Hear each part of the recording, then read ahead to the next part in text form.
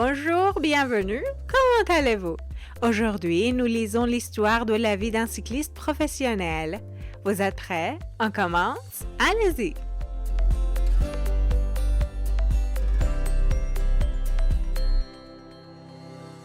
Xavier était autrefois un cycliste professionnel connu, un grand champion qui dévorait les kilomètres avec une détermination féroce. Les podiums étaient sa seconde maison et son nom était inscrit en lettres majuscules dans l'histoire du cyclisme. Mais une journée ensorcelée a tout changé.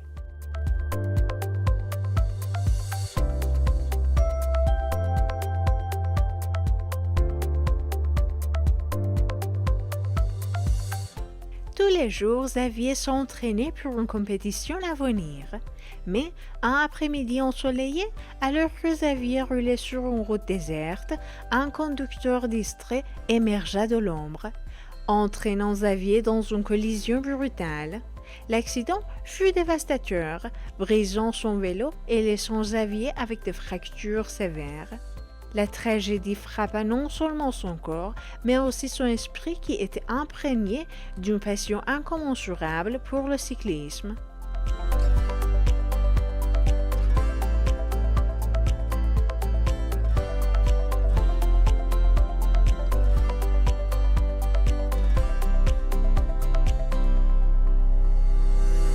Les mois qui suivirent furent sombres.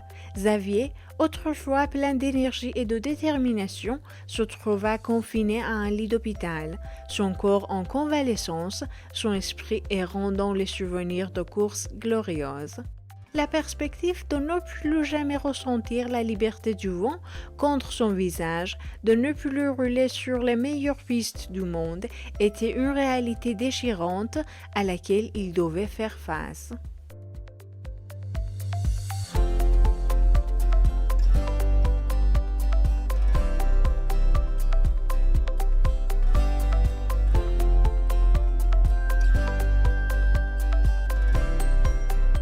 La dépression s'installa comme un nuage noir au-dessus de lui.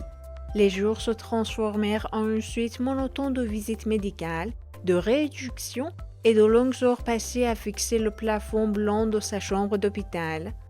Son identité, liée à sa grande passion pour le cyclisme professionnel, semblait s'être évaporée.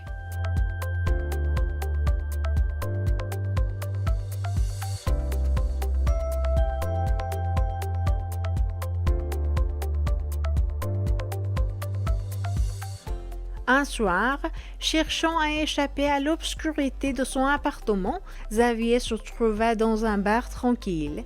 Il commanda un verre, son regard perdu dans le vide. « Xavier, n'est-ce pas ?» dit un inconnu avec une voix douce. « Je suis désolé pour ce qui t'est arrivé. » Xavier le regarda seulement, sans rien dire. L'inconnu continua « Je suis Robert Marty. »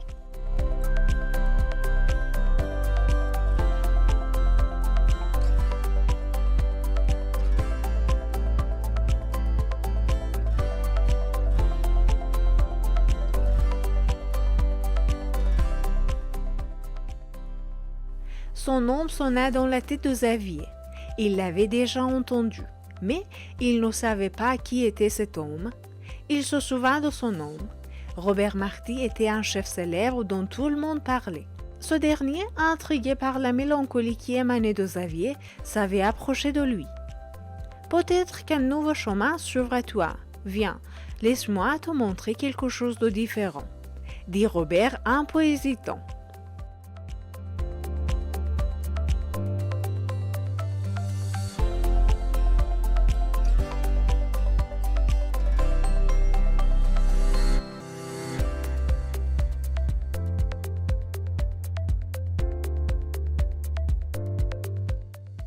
La proposition de Robert fut une lueur d'esprit dans l'obscurité de l'existence de Xavier. Robert, un homme passionné par l'art culinaire, présenta à Xavier l'univers complexe et exaltant de la cuisine. Il l'invita de temps en temps dans son restaurant, lui montrant comment chaque ingrédient pouvait être une automusique dans une symphonie gustative.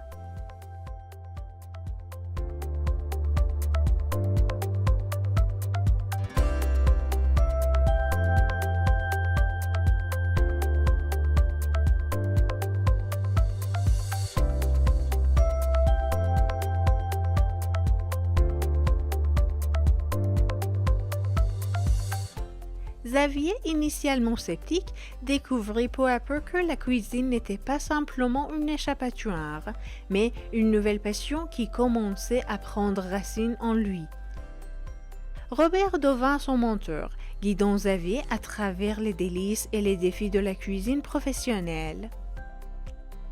Les journées se transformèrent en séances d'entraînement intensives, où Xavier apprenait les subtilités de la coupe, les arcans de saveur et l'art de la présentation. Les couteaux devinrent ses nouveaux alliés, et les marmites ce train de conquête.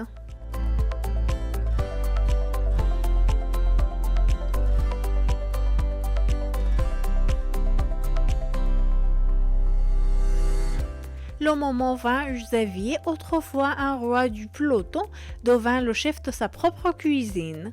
Son premier service fut une danse élaborée.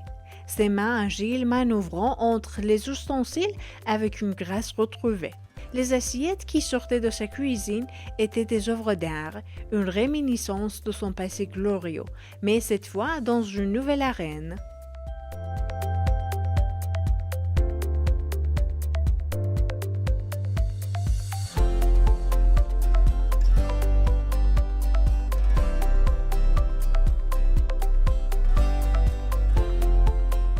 Le restaurant de Robert devint le laboratoire où Xavier expérimentait, où il laissait sa créativité gastronomique s'exprimer.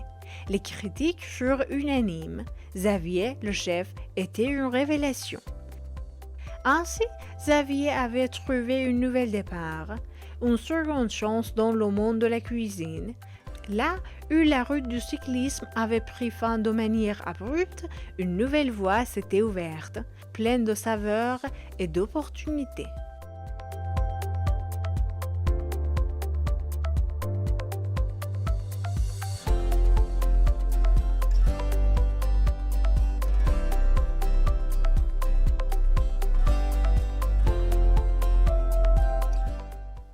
Robert et Xavier continuèrent à collaborer, créant un petit havre gastronomique qui attirait des gourmands du monde entier.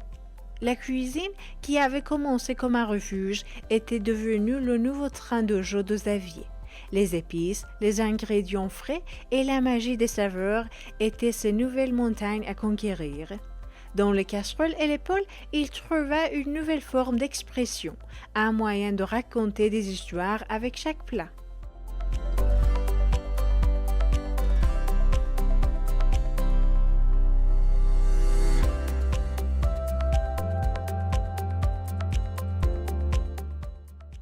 Voilà l'histoire de Xavier. Vous l'aimez?